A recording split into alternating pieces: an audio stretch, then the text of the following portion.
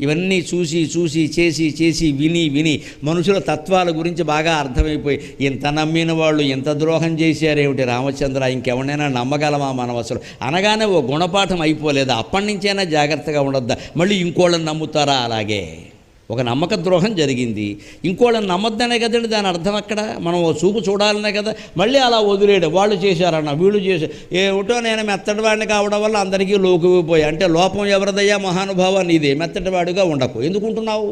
మెత్తదనం మార్చుకోవాలి. మంచిదనం పనికొస్తుంది. కలియుగంలో మెతకదనం పనికిరాదండి. మంచితనం వేరు, మెతకదనం వేరు. మంచితనం ఏమిటంటే ఎవరిని ఏమీ అనకుండా ఉండడం. మెతకదనం ఏమిటంటే అందరూ అనే అన్ని మాటలు పడుతూ ఉండడం. అవసరం లేదమ్మా, మనం చేతకాని వాళ్ళం కాదు. జవాబు ఇచ్చేదానికి జవాబు ఇవ్వాలి, మూతి వాచిపోయేలా జవాబు ఇవ్వాలి. అందుకని వాళ్ళు అన్నీ అంటుంటే అలా ఊరికి ఏమిటో నాకు ఈవేళ గ్రహస్థితి బాగుండలేదు. అలా గ్రహస్థితి ఏం కదమ్మా, నీ మనస్థితి. నువ్వు చెయ్యని తప్పుకు ఎందుకు అంగీకరించాలి? అవసరమేంటి చెప్పు. ఎందుకు నిందలు పడాలి ఊరికే? ఈ మాత్రం పౌరుషం లేకపోతే ఎలాగా?